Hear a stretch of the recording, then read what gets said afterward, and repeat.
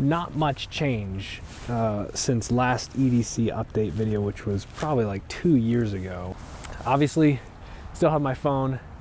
It's like a Apple SE or whatever the real cheap one is. iPhone SE. In my last EDC video, I talked about Popov Leather.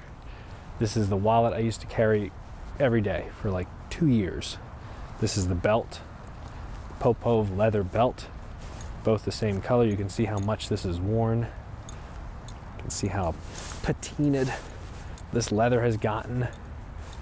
It's totally conformed to me, been in crawl spaces with me, just getting all kinds of nasty. Both of them have, really. But recently, Grip6 reached out to me. Actually, I reached out to them. But we got talking about my channel and everything, and they wanted to send some sponsored equipment so I could show off. Been testing it for about 6 months now, and all I can say is I am a huge fan of the Grip6 products. Super high quality, very cool designs. I'll show you the belt here in a sec, but starting off with the wallet goes with me now everywhere. I like the ring because I can fidget with it, but I can also pull it out of my pocket really easily. I just need to fish in there and pull. Also with the button, it's like a quick release, so I can push that and get all my cards real fast. Just big fan of this. It's like an aluminum or titanium exterior sleeve and a leather sleeve. Replaced my Popov leather just because I needed more card slots now that I'm, getting to be that dad figure. You need the bulky wallet. Blistex. It's winter, we're in the high desert, it gets cold, it gets dry. I talk a lot, so my mouth gets dry. Started carrying a flashlight because the days are shorter. This is an Olight Perun Mini, Perun. I'll either carry that in my pocket or a ThruNite Archer 1A V3. I don't really care about models and designs. I care about functionality, obviously, but more importantly for this one, the reason why I went with this, battery charging, which is super cool, but also this particular one can be doubled as a headlamp. So I thought functionality wise, that was best. So now I can camp with the same flashlight, have a headlamp, or just a regular thing in my pocket. Not a huge fan of the L design where it's like shooting out the side, but it is what it is. So I'll put that back here. Okay, my Swiss Army knife that I have been carrying for years and years and years, I've replaced with a newer one. This is an Evolution S17, I think is what it's called. 17 tools. The thing I mainly like is that the blade has a lock to it, so it won't close on you when you're working with it.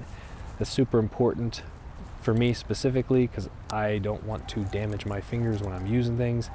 You don't always need a fixed blade on your person if you've got the know-how, and most of the time I'm kind of within the city, so very rarely do I need to chop down a tree or baton or anything like that.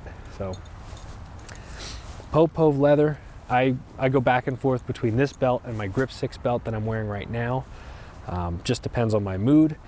Leather's a little bulkier. The Grip6 sits nice and flat. Only complaint that I have is, actually, I don't really have any complaints. It's a belt. I mean, it does what it's supposed to do. They both hold up your pants really well. I have zero complaints with the Popov Leather.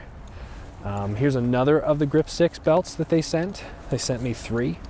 I'm wearing one of them. This one's real cool. It's got kind of a honeycomb pattern. Belt buckle. Everything's made in the USA from Grip6. And the way this works, this is the coolest part. So basically, the belt itself, the friction against your body keeps it taut. See what I just did there? So this is the front. It's gonna wrap around you, go in this direction, and then your body is gonna cause it to lock in there. I've never had it slip. I've never had it slide or anything. I've had a fixed blade knife on there, nothing huge, but You know, the webbing is really tough. So the benefit here is it's very slim, very lightweight, especially with the hex kind of honeycomb pattern. Weighs like nothing, but it keeps your pants up. Main difference between the Popov and the Grip6 is just this is a little heavier, bulkier, a little lighter, thinner. So it kind of just depends on if I want to go more traditional or with this. I never used to be a belt guy, but I'm a fan of both of those. In addition to that, to get even more Grip6 fanboy, I am wearing Grip6 merino wool socks. This is what drew me in originally. And this is where I fell in love with the company, fell in love with their products. That Grip6 merino wool, so soft, so comfortable. I go to the gym in these socks. I hike in these socks. I wear them around the house. Been wearing them for 6 months now, almost exclusively. Have no issues whatsoever. I do wash them inside out, and I don't dry them. I just lay them on the, you know, on like a rack to dry, air dry. So could be why they're lasting longer. They're not shrinking or anything like that, but yeah, so comfortable, highly recommended. Grip6, Popov Leather, my main EDC people that I use and can recommend. When it comes to in my bag, it's pretty simple. Normally, headphones, I'm using the Apple AirPods, and a Bic lighter. Always good to have a Bic. I had my hat, my buff, and my gloves in here, but it's like in the 30s, so I pulled those out since it's getting kind of nose runny. I normally have like a notepad or something and a pen of some kind. I try to have a water bottle with me. In this case, it's just a Nalgene. I don't always have this on my person. Most of the time I have it in my car, unless I'm doing what I'm doing today, which is wandering around taking pictures of dirt and ducks and water. Now, despite all that, I still like to carry a fixed blade. Not necessarily on my person all the time. Sometimes it is. Depends on if I'm hiking into the foothills or something like that. But I almost always have a fixed blade in my pack somewhere. So what I did is in my camera bag, I kind of threw some of the extra stuff I often bring if I'm bringing this whole bag. This is just a real cheap camera pack that I got off Amazon. Extra bandana. I do have a sweatshirt in here. If I get extra cold, throw that on there. And then I just put a few EDC style fixed blades so that I could show them off, you know, a few companies that I really admire. Yeah, just wanted to share those with you. So that's what everybody's waiting for, I'm sure. So let's just jump right into it. I've got my armpit holes open in my Outdoor Vitals jacket, which makes me look like I've got like weird armpit things. It's super weird. I think I got the wrong size. Back when I bought this, the sizing chart was all off, so yeah, whatever. This first knife that we're looking at is the Exodus Knife and Tool Adventure Craft. It's an S35VN, and it is on loan from a good friend of mine, Alan from Papa Bear Knives. Sent it to me to test out, and I gotta say, I'm highly impressed by it. Feathers like a dream with that full flat, slightly convex grind, and I found it surprisingly comfortable in hand despite the fact that it has such a narrow handle shape. See how it just like disappears? I'm also a huge fan of the sheath. It fits perfectly and surprisingly comfortable. I like it. Thank you, Alan. Next EDC style knife that we're going to look at is the Great Plainsman. This is one that you've seen on my channel before. I'm a fan of LT Wright's work. This one is in D2 steel, which I have tested and abused, and I'm highly impressed by it. Now, this is not my original one. I bought this one from a good friend, Roland. With those liners, it is a little bit more comfortable in my hand, so that's why I switched out to this one. Knife number 3 is called the Simple Bears EDC by the one and only Papa Bear Knives. This one is in CPM 154 with oatmeal burlap handles and orange liners. So comfortable in the hand. It just hogs through wood like nobody's business. I don't know if I've ever worked with a knife that hogged through wood so well. So well done, Alan. Super sharp, super comfortable.